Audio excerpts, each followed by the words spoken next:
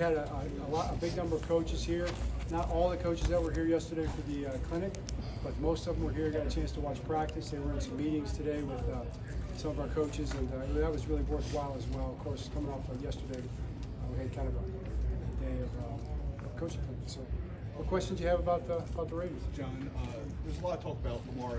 When he said he's lost a lot of weight this offseason, he said he's down to 2-something or whatever. Can you see that? Are you down to 2-something? Oh, up to 2-something. Luckily, I don't play quarterback for you. But for Lamar, with Lamar, I mean, can you see that? Can you see the weight loss on him? And what do you think? What do you think of that? Yeah, I mean, it's fine. I think that's Lamar. He's a pro. You know, he knows what he's doing. He knows where he wants to be with that. My concern is that he's in shape, best shape of his life. He's working toward that, and he's ready football-wise. All the details that go with that, mentally, physically, spiritually, ready to go. That's kind of what I think about it. I know he's, he talks to the strength and conditioning people. He's got his own people. He talks to Sarah all the time. He's a pro. He knows what he's doing. Coach, you encouraged by the number of guys that came out here? It's a voluntary workout, but other veterans came out and played. Yeah, I mean, I'm always encouraged by everybody that comes out. To me, it's easy as a coach. We're here. We want to be here. We want to do football. We're excited. And we had a heck of a practice out there today. There was a lot of guys out there today. It was exciting. A couple guys were in. A couple guys were here that weren't out there. A couple guys aren't here. It's all part of it, but it's most of the team out there practicing. So very excited. John, Matt LaFleur said yesterday that you're doing joint practices with them. Is that it, or is that your extended joint practices, or are you having other sessions? Right. That's it at this point. It's going to be one day up in Green Bay. We don't have anything else planned with the other teams at this point. I don't think we will, but it could change. We could decide to talk to somebody in Atlanta or Philly and do something. But right now, that's what And it will be the Thursday before the Saturday game. John, there's obviously a lot of interest with the offensive line and what it's going to look like this time of year. Understanding it's still. I have a lot of interest in it too. I think about it pretty much every day. But understanding OTAs and the structure of that, what are you really looking at right now in terms of evaluating just where these guys are right now? Yeah, there's always competition for everything, but it's not always the obvious combat competition. They're not fighting battles out here against each other during the play. But there's competition against assignment, footwork, timing, competition against conditioning, football shape, that kind of thing. Doing things the right way, technique. That's what guys are competing against themselves and competing against the clock. So they're preparing for that combat competition that's going to happen in practice going forward. But we want to see guys working together. We want to see them knowing what they're doing. We want to see technique. We want to see cohesiveness, all those things. John, this time last year, we were out here and Brandon Stevens was playing safety. And then, of course, gets juggled around. He ends up at cornerback where he had played in college. What most impressed you last year about the way he played cornerback for you? Well, it's always interesting. I think the best way I could describe it with Brandon is he's always been a meticulous, detailed guy, wants to do things exactly right. I would say as you develop, when you never want to make a mistake, you want to do things exactly right, you're so conscientious that way, you might slow your reaction time down a little bit because you want to be right. Well, his reaction time picked up. So through all that work of doing things right, I think he gained some confidence, he gained some assuredness, maybe believed in his technique even more and more as he knew more, got more experience, and then he started playing faster. As he started playing faster, he had already mastered all the techniques and the assignments, and it showed up in the result.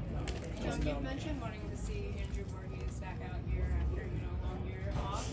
Initial impressions of him getting some work in? Yeah, he looks good. Looks real good in shorts, and I think he's got a good chance to translate that once we put the pads on in training camp because he's strong.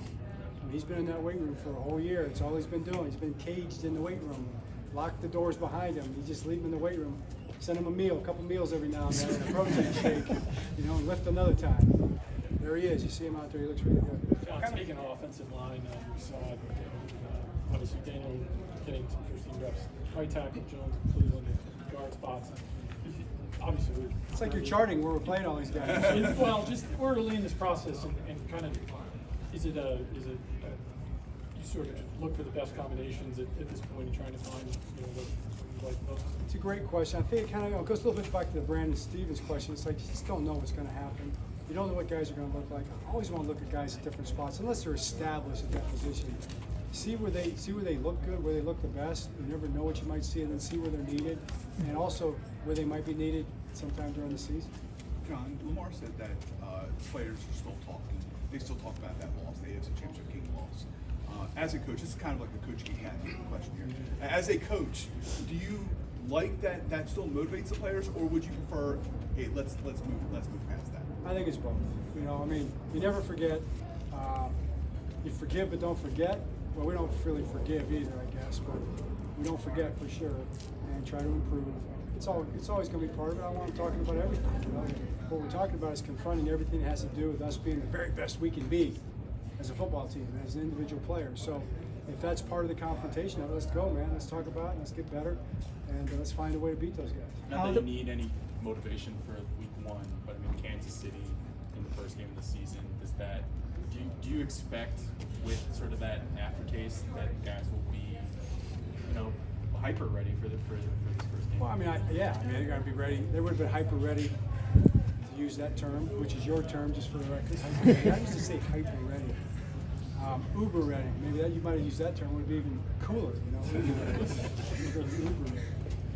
But we'll be ready, and we've been ready for any opener, no matter who we're playing, And looking forward to it. How is it for coaches, though, John? I know you have a lot going on throughout the off season and stuff like that to kind of take your mind away from it. But does it stick around even for you?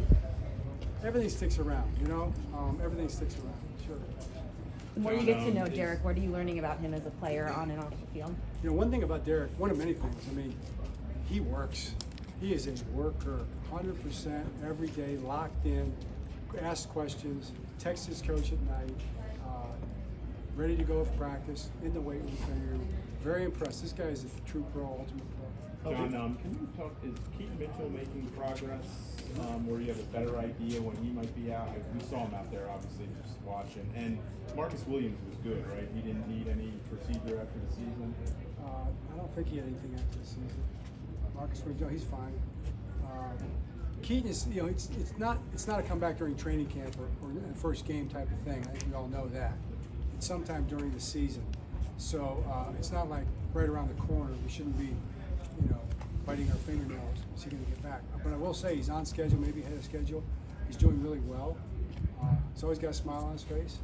He's going to start jogging on the Ultra G next week. So that's a positive thing. And so John, you do two more. There was a report of Jamal Adams coming in for a visit yesterday. How did that go? And what could he potentially add at that? He and I at the Pro Bowl like 4 years ago when we were there. We rode the bus back and forth every day for whatever reason, and we got to be kind of pals. We had a fun time. Kind of carried that relationship forward. Then we came back and he met with a lot of people, but he met in my office and we had another great conversation. Very impressed with his mindset, and we'll see what happens. John, I know. Congrats on the Coach Harbaugh Academy. What was your take from yesterday, having Bill Belichick and your dad? It was incredible, and Tom Crean. Between Bill and my dad and Tom Crean, I was like on vacation, man. It was fun just listening to those guys, and I know the coaches at the clinic. It was like that was the price of admission right there. Not that they had to pay; it was free, and they had a free meal, and they might have had a beer for them too along the way, But they got to hear from those three guys. It was really, really awesome.